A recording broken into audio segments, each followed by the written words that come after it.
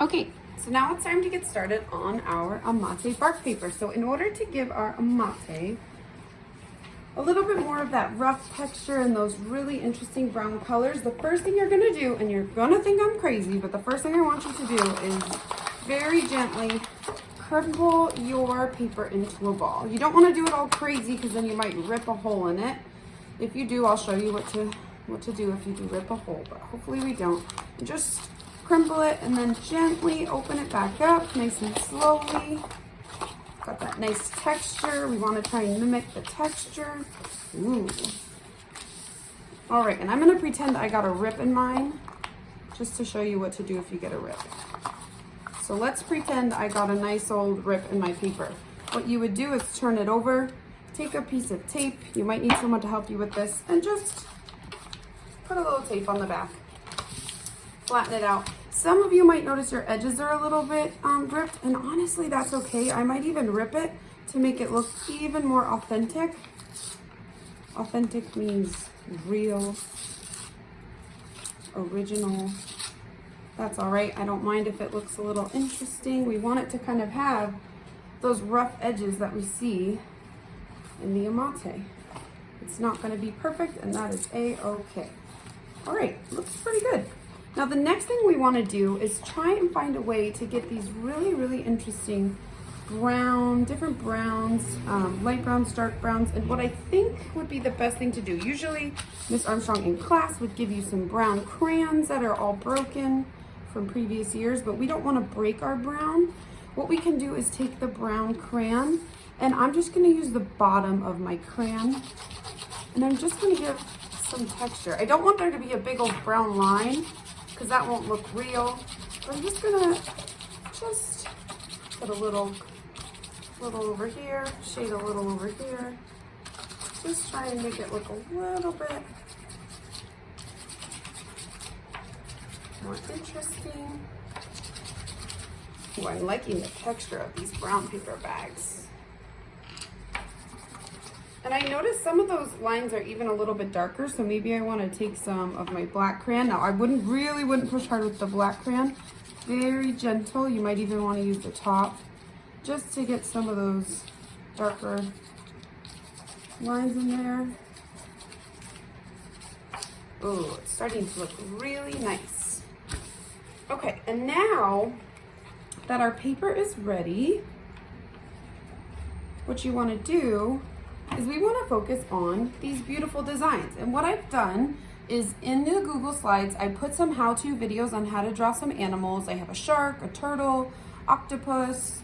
I think I have a giraffe in there, an elephant. I also have tons of different vines and plants. And you can also use weather, such as, you know, rain, snow, sunshine, wind could be a cool one too. And we're just gonna design this Amate to how we think it's gonna look really interesting. What I want you to have is at least one large animal. Say that with me. One large animal. Awesome. Say two smaller elements. Two smaller elements. So that might mean you have a large, I'm gonna do a large turtle. Maybe you have a small shark and a small flower, or a leaf. Or if you wanted to come up with something from nature that you think of, totally fine. Now this is the moment you're either gonna need your black colored pencil or your black marker, or if you had something else you wanted to use that you could make a dark black outline. Because as you can see, all of the animals and plants, they have a bit of a black outline. So, and let me show you these examples before I go any further. These are examples that students had made from previous years. Some of these are from kindergarten and first grade too, so they might not be colored in the lines, but you can see how many different colors, how each space has a different color. You can see how they took up the whole paper to make these elements. One large animal, two smaller elements, and then they added some more. Here's another one. Very interesting. I love that they did these vines all the way around. This might even be a snake. This is a turtle. I'm holding it upside down. Oh, and a butterfly. I think I put a butterfly on there for you as well.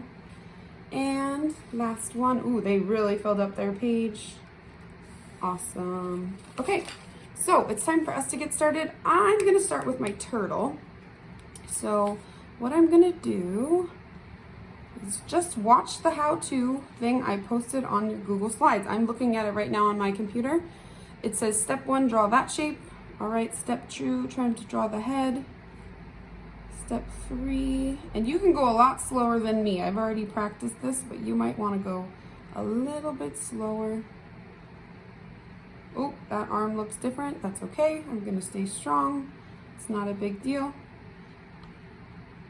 Accidents sometimes turn into really cool things. Now we need a turtle tail. Ooh, and now it's time to do the shell. Okay. I'm making sure I'm closing my shapes because I know that each space is going to be a different color. So something I really want you to focus on is going from line to line, making sure you're closing up those shapes to make sure that you have shapes to be able to draw in. And I'm gonna make up my own design on this turtle shell. I'm gonna change it up. Yeah, I don't love it, but that's okay. Looks pretty cool. I'm gonna give him 2 eyes. I'm gonna make sure I leave them hollow so I can put some color in there. Okay, my turtle's pretty cool. Ooh, maybe I like these lines that they have on there. Okay, I have 1 large animal. Now, how many smaller elements did I need? That's right, 2. So you can either choose a plant or maybe a flower or weather, or you can do another smaller animal. I know I said I was gonna do a shark, but I actually changed my mind. I think I'm going to do, some lightning. Coming out of, maybe I'll draw it coming out of a cloud. Now we want these drawings to be really, really colorful. And so this only gives me 1 shape. It's not broken up by lines like this turtle, and I want it to be a lot of different colors. So what I have to do in order to make that happen is I have to actually break it into parts with lines or different shapes. So what I'm gonna do is I am just going to break apart my cloud just a little bit. Now I have 1, 2, 3, 4, 5 spaces for color. And maybe I'll put some stripes in my lightning. Okay, those are 2 really big elements. Now I want my other one to be really small. I think I'll choose a flower. That'll be nice and small. So there's my second element. Just going up and back, up and back. Whoop, that's all right. Okay, and now what you have is all this empty space back here, and we want to try and make it look pretty. So you can use, and you can either make it pretty or you can make it interesting. Like maybe you want to add some vines. I'm gonna add some little petals. Ooh, and these are shapes that I could color in with different colors. So I'm gonna add some more of those because that gives me the opportunity to really add a lot of color into this Amate. Ooh. Okay, let me see. Oh, I think I'm gonna make some, if it's thunderstorming, sometimes that means it's raining. So let me add some raindrops.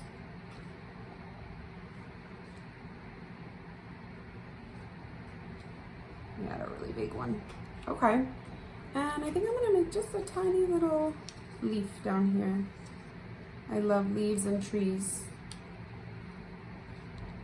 They make me think of fresh air. So I'm gonna add that. Okay, what else can I add? Maybe I'll add a little vine over here with some more leaves.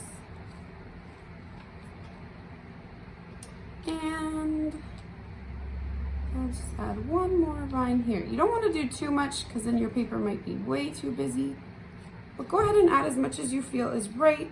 You want something around your 1 large animal and 2 smaller elements. I ended up having 3 smaller elements.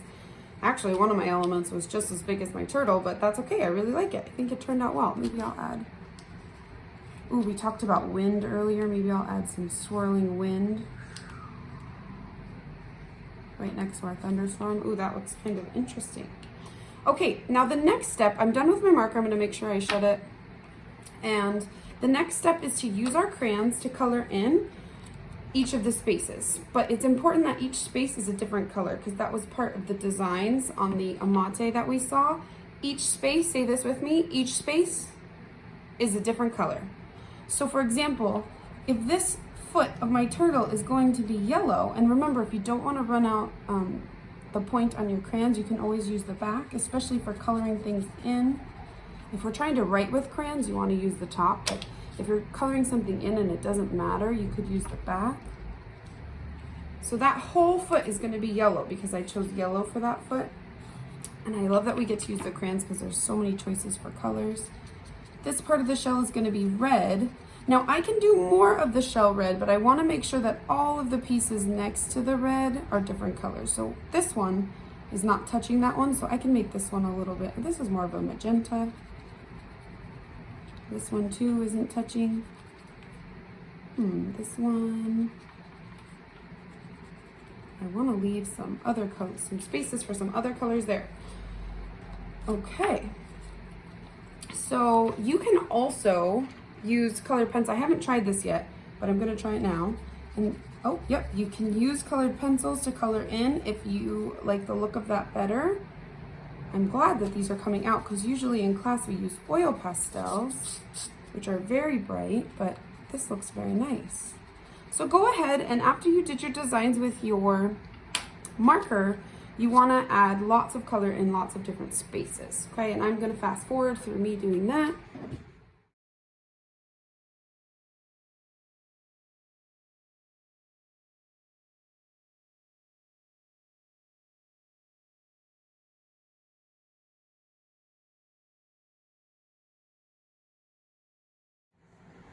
Okay, now that I've finished coloring, the next important thing to do is to go back in and do some highlights. So you can see even here with the green, there's some lighter green that they put on top of it to make it pop out. On the purple, there's some lighter purple here with designs.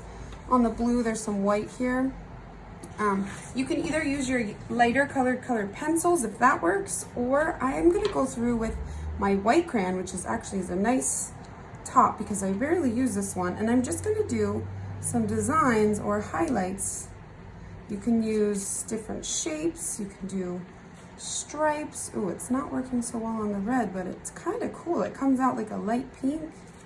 Okay, there's some stripes, and you just want to put some finishing touches on your drawing. And maybe after you were done, you noticed there were some areas that needed some design, so you can go back in and do some swirls or whatever you feel is right. I feel like some swirls always make an artwork look finished. You add some more. I still want to go back in with that white crayon and add, maybe I'll add some swirls inside our cloud. Ooh, that came out kind of nice. Ooh.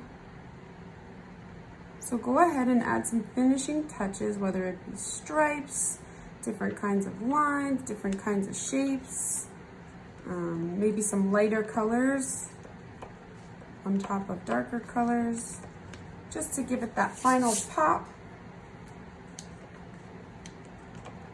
I seem to like the stripes. Maybe I'll go directly on here and make these swirls pop out. Cool. You just want to add some highlights. You don't want to cover your whole drawing in highlights, but just go ahead and add some where you think it would look nice. Maybe in my wind. Okay, I think that's enough. Maybe a little one going on this stripe. Okay. Wow, I really love it. I hope you guys had a lot of fun creating your Amate bark paper drawings. Normally paintings like this one, but we did our drawings. They should have at least one large element or animal and two smaller elements, and then go ahead and fill the background however you feel like it would look best. I want you to get creative and try your own thing. So if you can think of something from nature that I didn't think of, go ahead and add it. And I can't wait to see what you upload in Google Classroom. Enjoy!